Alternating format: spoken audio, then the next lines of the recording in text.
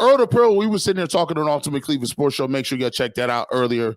That'll be up posted on the channel. He said one thing, and we were debating back and forth, and I don't think this is even close. He said the reason he believes that the Cleveland Browns are close to the Kansas City Chiefs is this. Because if you was to take the Cleveland Browns quarterback and Deshaun Watson, you was to trade him for Patrick Mahomes, he feels that the surrounding roster is good enough with what we got today that Patrick Mahomes could lead the Browns to the Super Bowl.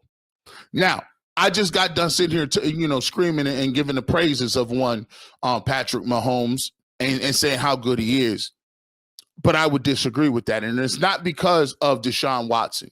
I think when just Deshaun Watson is at his top peak performance, we've seen him with the Houston Texans be up on Patrick Mahomes in one of those big time games, be up 28 points, 21 points at Arrowhead when he was playing for the Houston Texans. We saw Deshaun Watson, come back from, a big deficit on the road in Baltimore. But here's the reason I'll say it.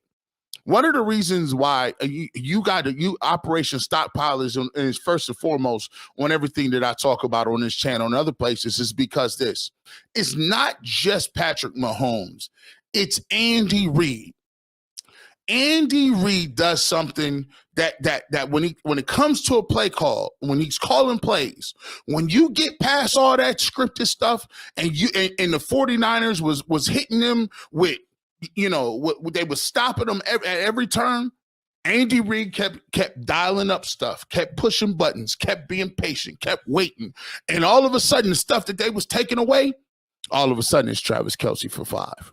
All of a sudden it's the other tight end Gray. All of a sudden Rashee Rice is open.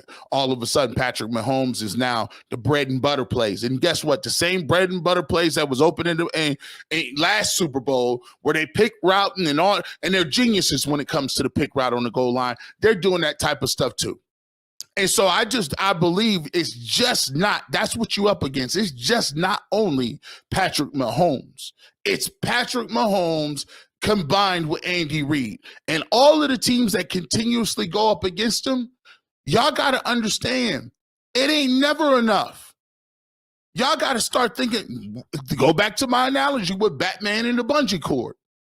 When you get ready to get you some receivers in skill positions this year, remember, you can be up 10 points. You could be up 15 points. You could be up 20 points. You got to overkill them. You got to stomp them out and then check their pulse and then stomp them out again.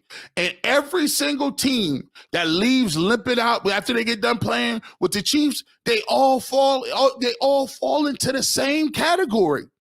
It's never enough, ever. So when the Cleveland Browns start to get moving and shaking and doing what they need to do, I'm going to continue to say it. Get you a receiver. Get you another receiver. Get you another running back. You can never sit here and say, oh, I think we got enough. I think we're going to let this dude develop. We're going to let this guy develop. We about to see what this dude going to do. You don't have no time for developing. Don't be one of those teams that look around and look up and be like, wow, we've been a whole decade and we ain't nobody else won but them. It's not good enough. Not good enough. And it's not only that Deshaun, and I want to preach this as my time is running out slowly but surely. I want to preach this. It's not the fact that your quarterback in Deshaun Watson has to beat Patrick Mahomes himself. Your coaching staff has to be Andy Reid. Your offense has to go against Steve Spagnuolo, who now has four rings as well. So it's not just, don't get lulled into sleep where it's a thing where you starting to believe like, oh, it's me versus him and we going to duke it out. No. Your coaching staff has to go against their coaching staff. And guess what? Shanahan got out coached again, kicking all these field goals. You should have known when you was kicking them field goals, you was dead. You didn't even know it yet. It's like the Sixth Sense. I see field goal kickers. I see field goal. You're already dead. Bro, you already did. So it's not shout out to Earl the Pearl. I like what he said. I would take Patrick Mahomes, but it's just not Patrick Mahomes. It's the whole way they operating over there. It's a whole nother way that they moving, and you got to move the same way that they moving, right? You got to have.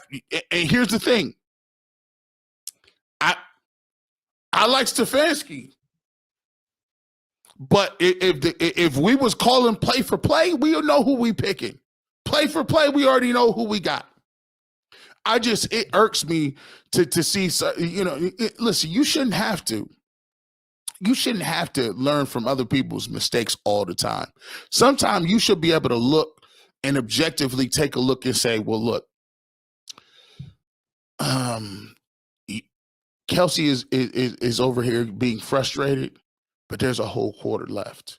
They let him get 90 yards in a quarter, right? They start seeing little things open. And then when he started scrambling, extending the plays, by the way, Deebo Samuel, you better get in some shape, bro. Deebo Samuel is hurt more than me. And I'm 42. Deebo Samuel's always talking about his ankle and his leg hurt, his shoulders. He come in the game and leave. Hey, George Kittle is grossly underused. George Kittle, I mean, I had him on my fantasy team for years, and George Kittle will be out here. He'll have 110 yards next game, have 5. That's not going to get it done. And Brock Purdy played well in the first half, but y'all keep trying to anoint him. You keep trying to anoint him. I'm just saying. He's going, look, it's Brock Purdy. Come on. It's Brock Purdy.